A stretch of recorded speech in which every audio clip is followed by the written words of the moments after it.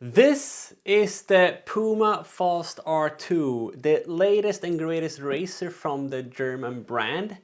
And this shoe is supposed to compete against other super racers such as the Alpha Fly, the Adios Pro 3, the CLO X and those kind of super shoes. But how does it stack up against them? And what do I think about this shoe? Well, it's complicated.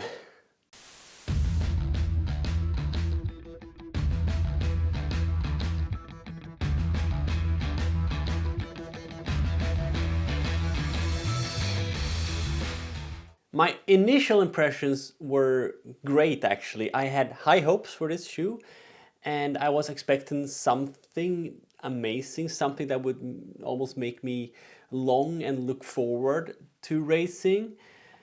And even though I kind of dislike this colorway, I love the bold design and that Puma is thinking outside of the box with this disconnected heel and the forefoot section, and with the extended carbon fiber plate that protrudes beyond your toes, could potentially give you a mechanical advantage. And with the new and improved Nitro Foam Elite, it looks quite innovative and aggressive. But are those the findings that I have made? The more I ran in the shoe, the more I actually fell out of love. Let me explain why, but first let's go through some basic specs and what I like about this shoe. So the upper is made out of something that Puma calls Ultra Weave, and this is a thin and somewhat stretchy and very breathable upper. It feels quality, it feels premium and solid, I would say. The tongue is very stretchy and integrated to the upper, so no traditional tongue here.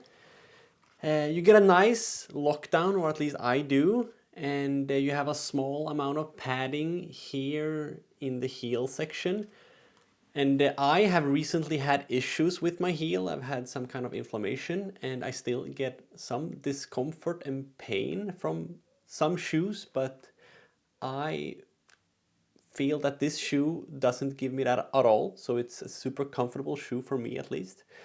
Overall, it's a nice race fit and Puma hasn't cut any corners at all. There's no like glue residue, no obvious points of weakness, just nice craftsmanship all the way through the upper.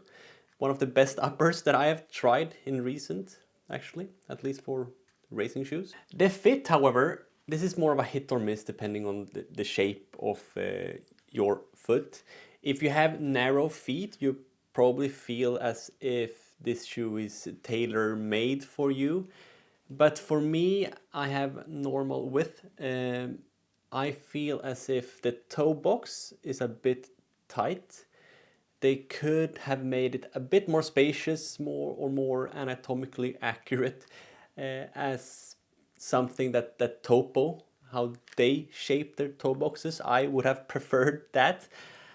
But this is personal preferences, so you'll have to try it on yourself in order to decide on whether you like the fit or not. But the quality is at least top notch. The fit, it is narrow, it's a bit long, but that's a normal Puma fit. If you have tried Pumas earlier, then you probably know what to expect from the upper. Now, the midsole and the foam. This is where things get a bit more complicated with a blend of both great and not so great things.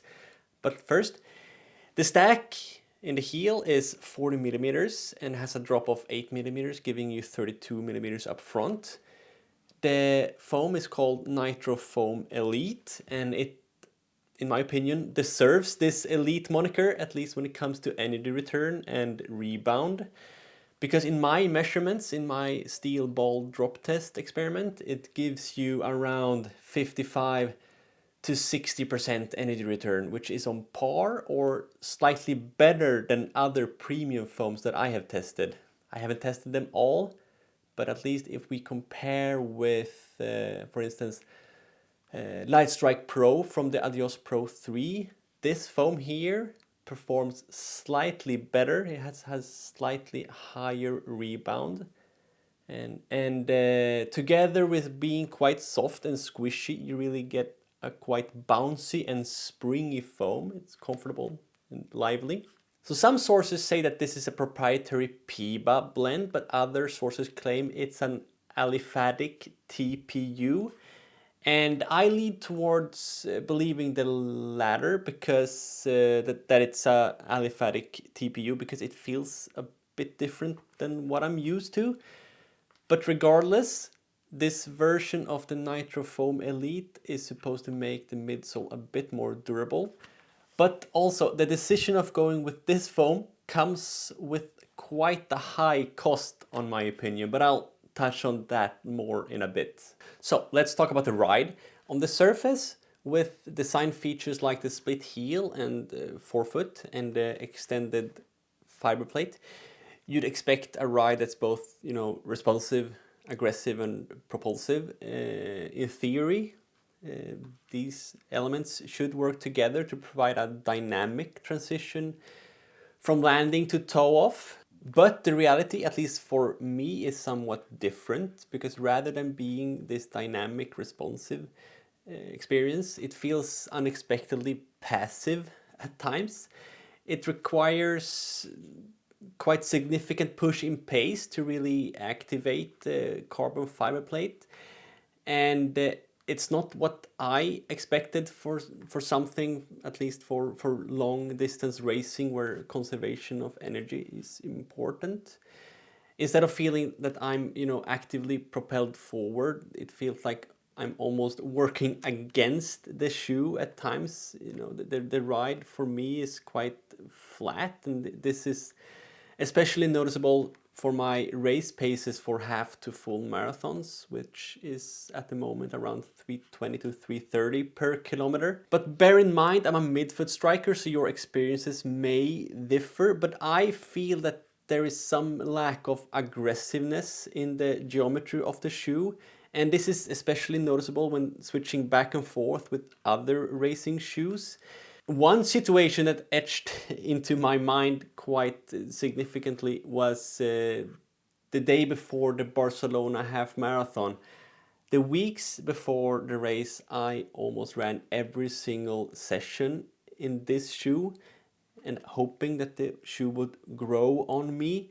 But the day before the race, I had done a shakeout run, but then I went back to the hotel and then I switched to my spare racing shoe that I brought with me to Barcelona, and it was almost like an epiphany. The other shoe felt way more aggressive, something with the geometry, something that it pushed me up towards my toes a bit better than this one. I'm not sure if the heel or the midsole as a whole is a bit too soft for my liking, but this felt way less aggressive. But the thing that actually stood out the most was the weight of the shoe. The other shoe was an Adios Pro 3. And when I stepped into that shoe, it was almost like a wow experience. I immediately felt lighter on my foot, because this weighs 288 grams compared with the Adios Pro, which in my size, US 11.5, is almost 50 grams lighter than the PUMA FAST-R 2. So it almost took the nerves before a race for me to be wary and sensitive enough to feel these differences between this shoe and other racing options. And then I kind of realized why I didn't enjoy the shoe as much as I had hoped. It boiled down to the weight and the ride, the lack of aggressive rocker or a more pronounced toe spring or something. So even if the foam is extremely propulsive and lively and springy. This forceful toe off is almost like a very short-lived happiness, because as soon as I enter the swing phase of my running cycle, I immediately feel that the shoe almost weighs me down because it's just that heavy and that bottom heavy. I feel that gravity is working against me, and this was the nail in the coffin. I immediately decided to not race in this shoe, and that made me honestly a bit sad, because I paid a lot of money from my own pocket, or maybe my wife's pocket if you ask her, to buy this shoe. So I was expecting a racing shoe that I would just love. I have the Deviate Nitro Elite from Puma, and I really enjoyed that shoe, and I thought that this could only be better. But my experience, at least, was that it really wasn't. This weighs 50 grams more than the original Deviate Nitro Elite, also in my size. And I couldn't really feel the benefit from this carbon fiber plate and the new Nitrofoam Elite that would outweigh this weight penalty. So the flat ride, which almost feels like a belly flop each stride that I take, in my experience, together with the weight, really makes it a challenging, tough sell for me. I really need to push the pace before it somewhat feels as a racer. And that makes me wonder, should I maybe consider it for 5 to 10k road races? But here the weight difference to competing shoes is even greater. So there's the paradox for me. It's a racing shoe that I wouldn't race in. It's a durable racing shoe, but the durability comes with the cost of making me avoid racing in it. Because I think Puma tried to make a racing shoe with a longer longevity, a longer lifespan, which you could use for even more races. But then why would I pick it up for racing if it just weighs that much more? I'd rather have a racing shoe which weighs a lot less, that I only use for special occasions. This is supposed to be a racing shoe that I could use over and over again, but I wouldn't use it for a single race because of these drawbacks, the density and everything. Had this weight 40 grams less, I think I could live with this less aggressive ride. But together, the weight makes the less aggressive ride more noticeable. And, this not aggressive, non-dynamic ride makes the weight feel even more unbearable. So it's, yeah, I'm confused, but all things considered, it's a package that just doesn't work for me and the type of shoe that I was expecting. I really cannot see where and how and when I should use this shoe because of these things that I just mentioned. So in summary, while the Fast-R 2 showcases Puma's commitment to innovation and high quality construction, its weight and the ride feels as if it's a really tough sell for me, at least. Perhaps I'm in the minority here and this shoe might be exactly what most people are looking for. Maybe if you're a heel striker, or maybe if you like this less aggressive geometry. But for me personally, I really hope that the next iteration of the Fast-R leans towards a lighter build, a much lighter build, and a more aggressive ride. So there you have it. Thanks for tuning into my review, or rant maybe, of the Puma Fast-R 2. Remember that these are my thoughts, my experiences. Nobody has paid me to say anything nice or bad about the Puma Fast-R 2. I know that I might sound a bit harsh, maybe tough on this one, but I know that Puma can take it.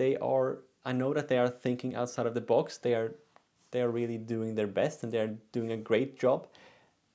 For me, I feel as if they missed the mark with the Puma Fast-R 2. But if you are still interested in this shoe, I would suggest that you look for more reviews, maybe try it on in a physical store, try to run with it and see if maybe the geometry complements your type of running perfectly, and if the weight is something that you could live with. I know that there are other racing shoes in the same, weight class, but for me, it's not what I expected. But for you, it might just be perfect. Leave a comment down below on what shoe you want me to review next, and leave a thumbs up if you found this review helpful in any way, shape or form.